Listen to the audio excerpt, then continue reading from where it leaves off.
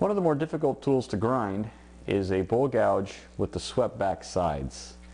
This tool needs to be presented to the wheel, and you need to make a small rolling motion while you're making a sweeping motion. So it actually looks like that. This is very difficult to do by hand. So we developed the vari grind attachment to help sharpen this particular gouge. So what I'm going to do is I'm going to show you how to take a gouge the way it comes out of the box and turn it into a swept back gouge. The first thing you have to do is establish the angle on the nose of the tool. This angle should be somewhere between 35 to 40 degrees. It should be stubbier rather than longer. So the first thing I do is to draw a line on my platform with that angle, so I have a reference when I'm going to grind this. And I'll just rough shape the end of the tool.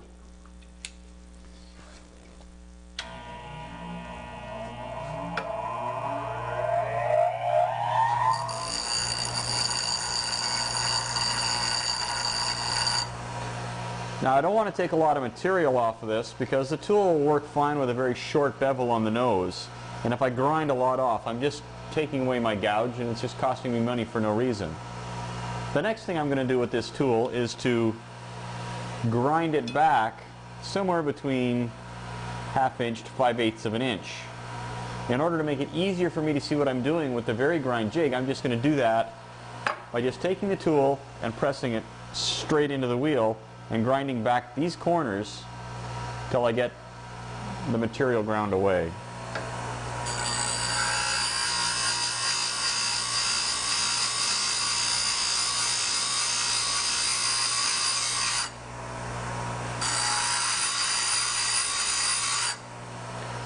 So now I've got, if you look from the side of the tool, I've got the same shape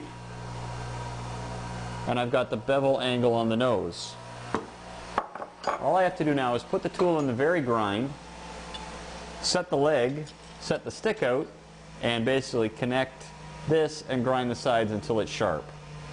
So what I'll do is I will set the top of the leg so it is 5 notches down from the tool. So I got 1, 2, 3, 4, 5. Tighten that down. And I'm going to set the stick out so that it's about 1 3/4 inches. The amount that the tool sticks out isn't critical. It just for repeatability you should stick it out the same amount every time. So what I have here is a block of wood with a hole drilled in it. And that hole is drilled to the 1 3/4 inches. So I just drop the tool in, and that sets my stick out so it's the same every time. Now all I'm going to do, I'm going to switch over and work on the coarser wheel so we can do this a little quicker. I'm going to match the bevel on the nose of the tool and then just grind.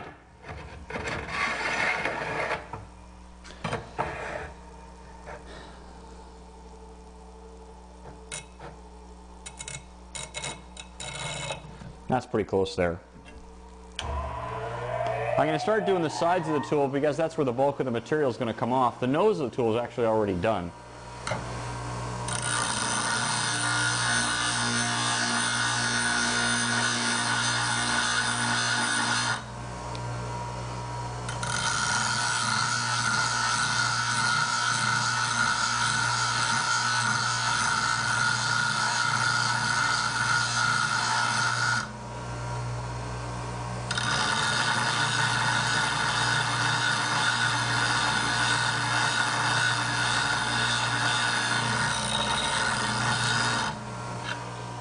The tool will get quite warm while you're doing this. It's not a bad idea to have some water by the grinder so you can dip it and keep it cool.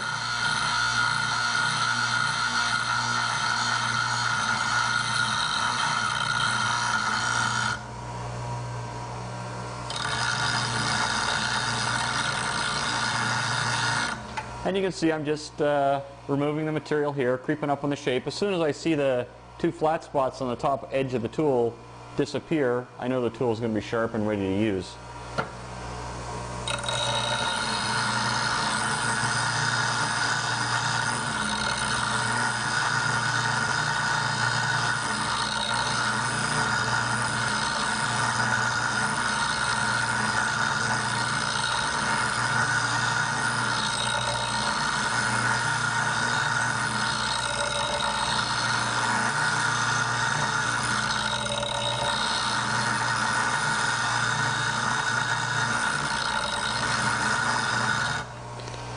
And there's one half of the gouge ready to go. I'm just going to grind the other side.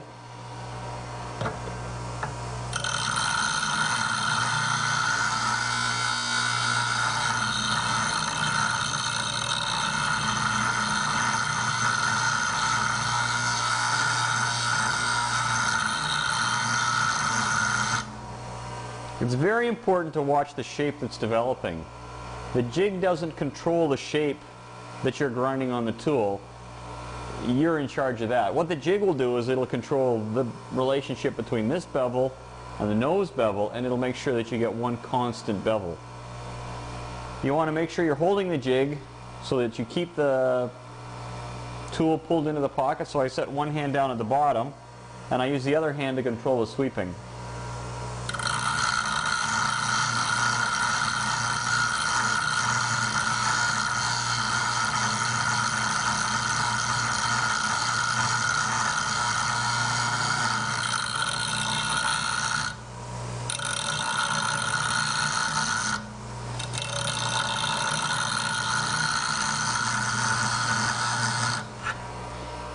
You want to be very careful when you're grinding the nose. It's got a very small amount of material in contact with the wheel, so it'll grind away quite quickly and make your tool short. And that's not what you really want. You want to keep that as long as possible, so you want to be very careful at the nose. I just let the weight of the tool do the side, and I'll actually support a bit of the weight away from the tip of the tool when I'm doing it.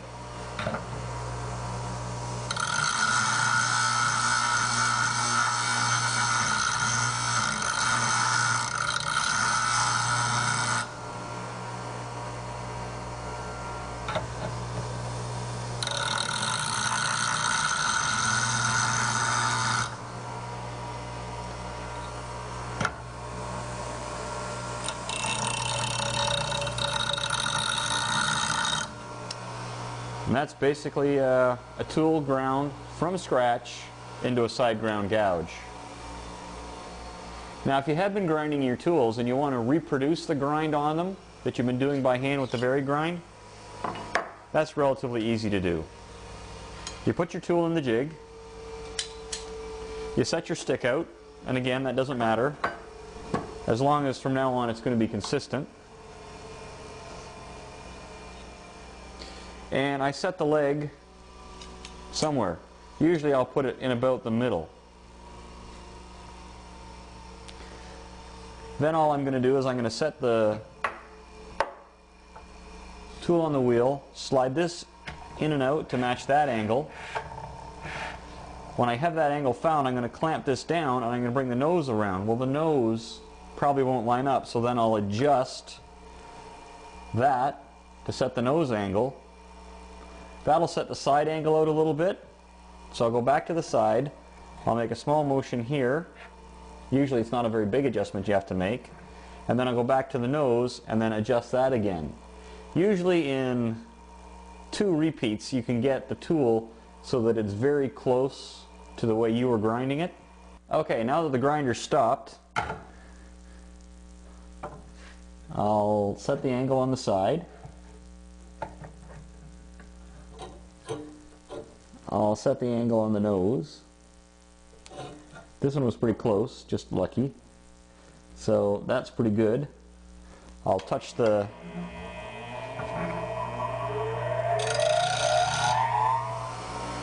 I gotta come in just a little bit. Now I'm ready to sharpen. That's good.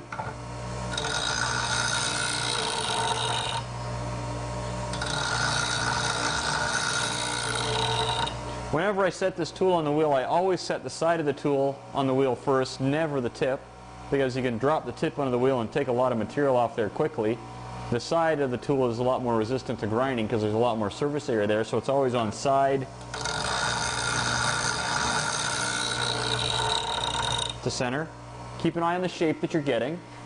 Then I'll switch hands. This tool is pretty good because we've removed the handle from it, but if you have a long handle tool, it'll actually really get in the way of your body. So I do one side, then I switch.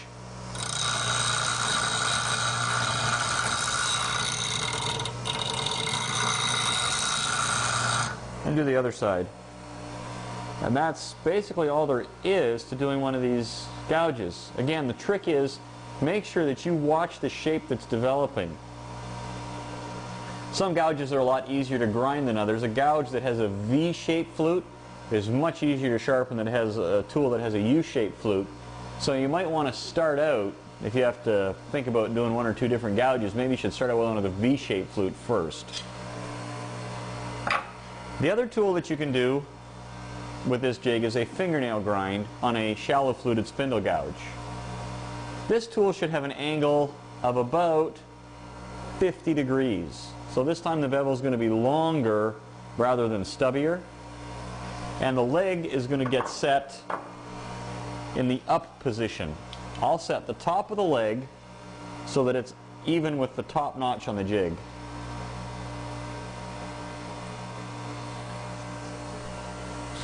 I use the same block for setting the stick out.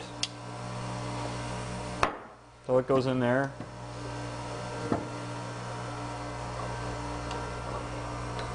That way my stick out's going to be the same every time. And I'm going to just set the bevel on the wheel, and I'm just going to grind this tool.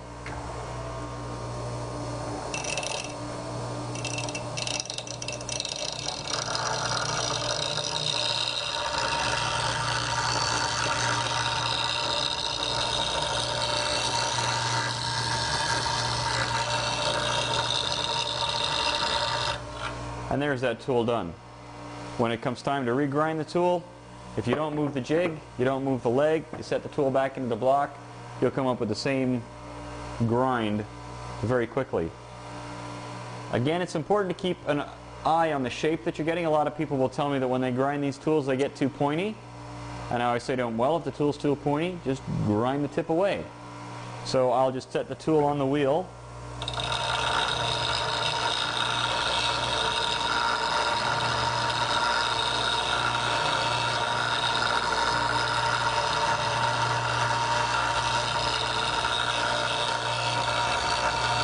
And that'll give you a more rounded tip.